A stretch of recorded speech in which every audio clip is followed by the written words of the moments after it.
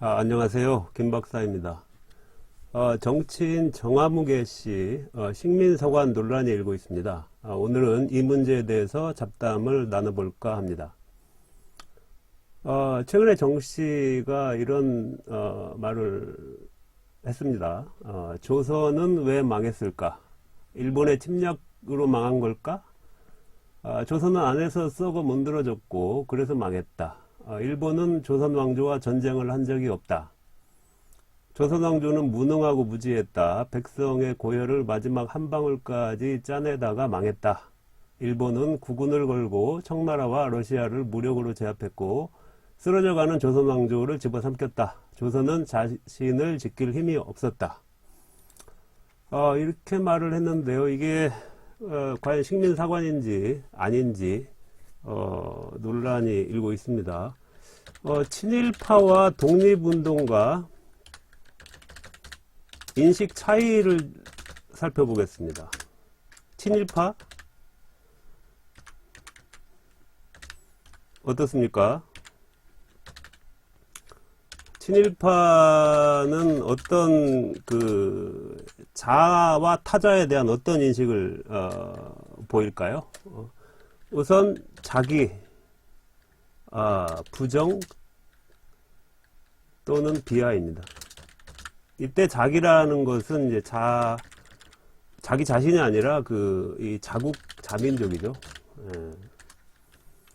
이 자기 부정 또는 비하가 때로는 뭐 근거가 없습니다. 근거가 없는 이 지나친 부정과 비하 뭐 이런 특징을 보이고요. 여기에 더 나아가서 결국은 자력으로 우리 스스로는 자력으로 살아갈 힘이 없다. 이제 태생적 무력감 뭐 이런 이제 담론적 특징을 보이고요. 마지막으로 이렇기 때문에 외세의 도움이 반드시 필요하다. 이렇게 이제 주장을 하고 있는 것입니다. 이게 이제 뭐 쉽게 말하자면 예컨대 뭐 나라가 안에서 썩어 문드러졌고 자력으로 살아갈 힘 없으니 외세 도움이 반드시 필요하다.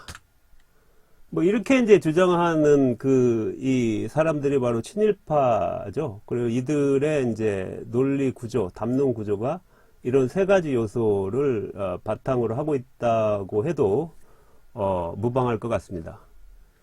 그래서 외세의 도움을 받은 결과 그 나라는 어떻습니까?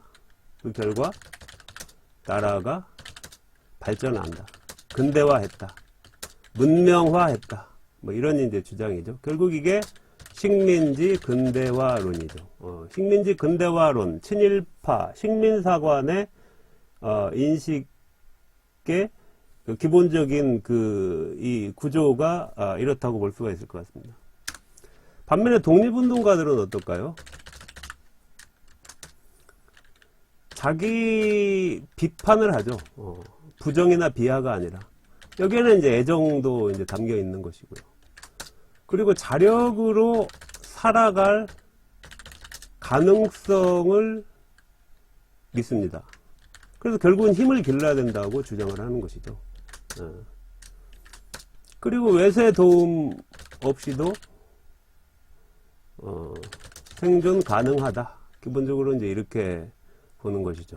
이게 이제 식민지 상황에서는 어떻습니까? 그래서는 가해국의 승리가 가능하고, 그죠? 뭐 생존이 가능할 뿐만 아니라 결국은 힘을 기른다면 가해국의 승리도 가능하고 자국 독립도 가능하다. 뭐 이런 이제 주장을 편다고 볼 수가 있을 것 같습니다. 여기에 비춰보면 정씨 말 어떻습니까? 식민사관적, 친일파적 요소를 갖추고 있다. 이렇게 봐도 무방하지 않을까 싶습니다. 기본적으로 식민주의 가해자 피해자 관계에서 피해자 잘못이다 이렇게 주장을 하고 있죠. 뭐 연관돼서 이제 결국은 자기 부정 또는 비하. 여기 위에 보면 뭐 이 썩어 못 늘어졌다. 백성의 고혈을 마지막 한 방울까지 짜냈다. 뭐 이런 이제 그 주장이 있죠. 자력으로 살아갈 힘이 없었다. 조선은 위에 보면 이제 조선은 자기 자신을 지킬 힘이 없었다. 결국은 뭐 자기 스스로 생존이 불가능하니까 어떻습니까? 외세의 뭐 침략이 정당화되는 것이죠. 결국은 이것이 이제 가해자 정당화 또는 찬양. 뭐 일본은 조선과 전쟁을 한 적이 없다. 일본은 청나라와 러시아를 무력으로 제압했다. 뭐 이런 부분들이 이 일본의 행위를 정당화하고 또 뭐 이렇게 좋게 보는 그런 요소가 있다고 볼 수가 있을 것 같습니다. 이 식민사관 가해자 논리의 문제점에 대해서 조금 더 덧붙여 보면 이 한 나라가 아무리 문제가 많아도 가해자가 무력 점령했다면 기본적으로 가해자 잘못이죠. 예컨대 한 집안이 아무리 문제가 많아도 강도가 들었다면 기본적으로 강도 잘못이죠. 또 하나는 뭐 역사는 강자의 시각에서 그려진다는 측면입니다. 그러니까 썩은 정도, 아까 뭐 우리 뭐 내부의 문제가 많다 뭐 이런 이제 주장. 그 조선이 구한 말에 뭐 문제가 내부적으로 많았다라는 뭐 그런 주장이 많이 있고 거기에 대해서 뭐 비록 뭐 친일파가 아니라 할지라도 거기에 대해서는 많은 뭐 상당수 사람들이 이제 동의를 할 것이라고 보는데요. 그 문제가 많다 또는 썩었다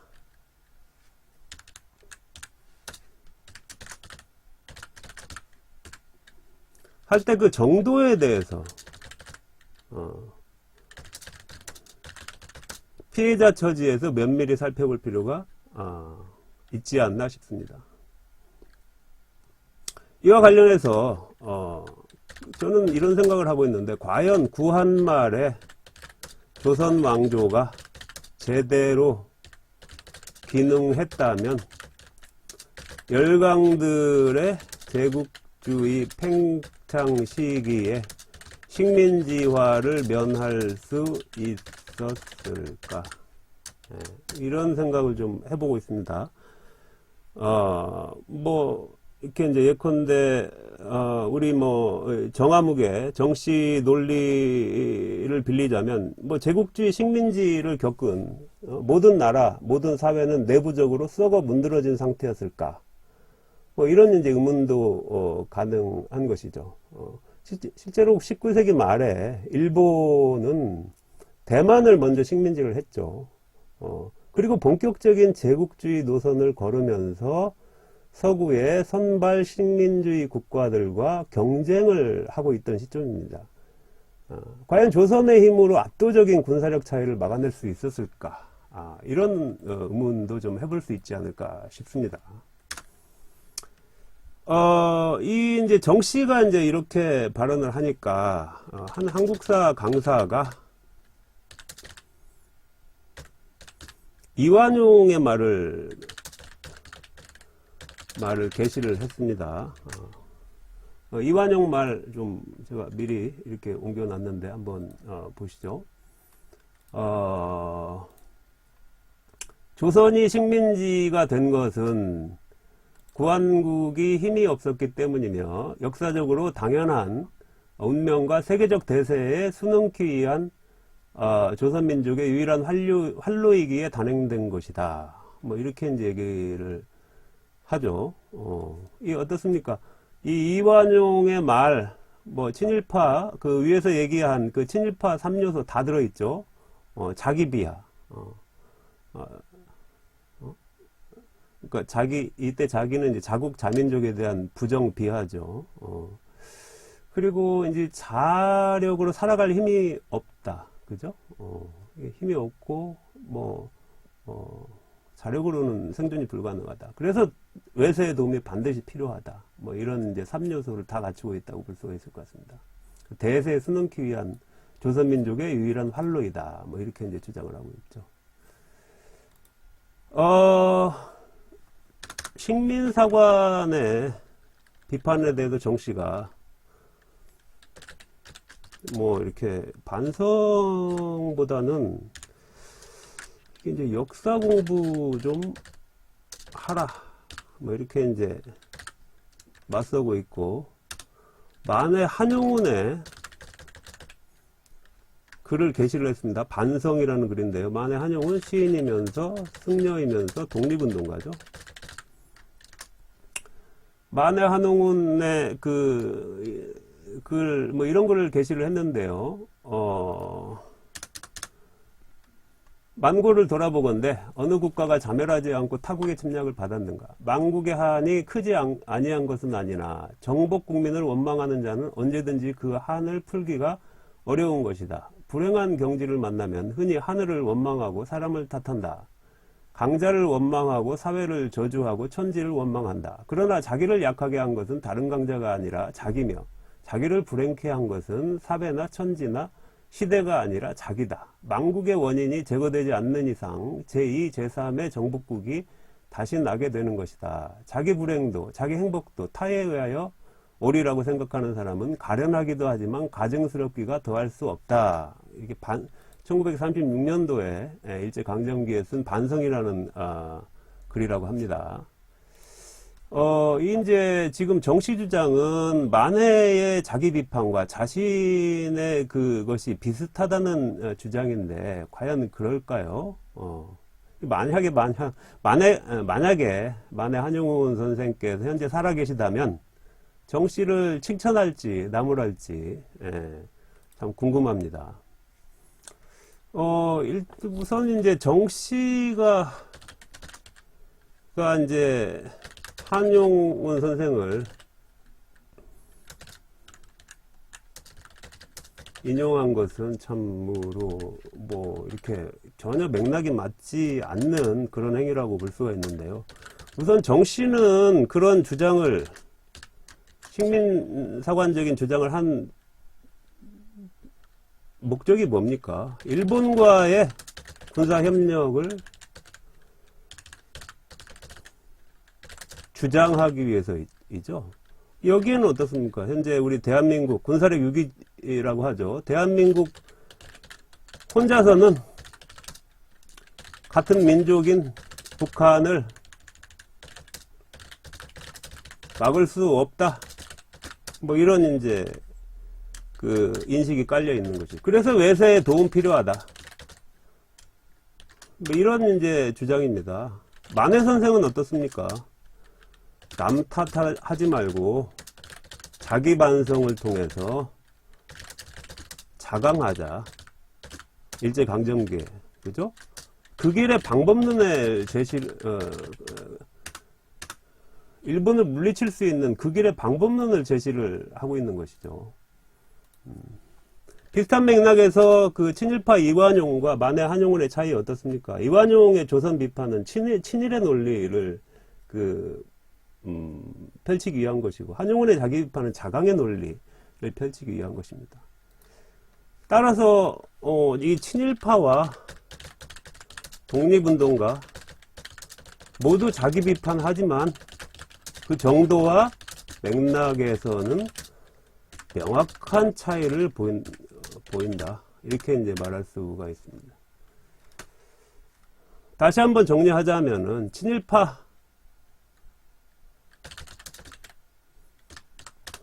정리하자면 어떻게 보면 친일파 판별법이라고 볼 수가 있는데요. 친일파 어떻습니까? 일본 외세를 좋아하면서 이게 이제 은근히 또는 명시적으로 이제 좋아하죠.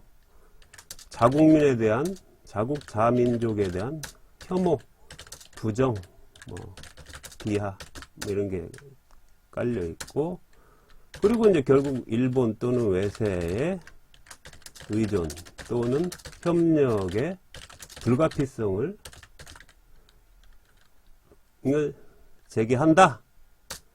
그러면은 이제 친일파 가능성이 높아진다 이렇게 볼 수 있습니다. 반면 일본 또는 외세에 저항하면서 자국 자민족 비판을 하되 일본 외세 협력 없이 자주적 생존 가능하다. 이런 인식이 있다면 자각론자 가능성이 높아진다. 이렇게 이제 볼 수도 있지 않을까 싶습니다.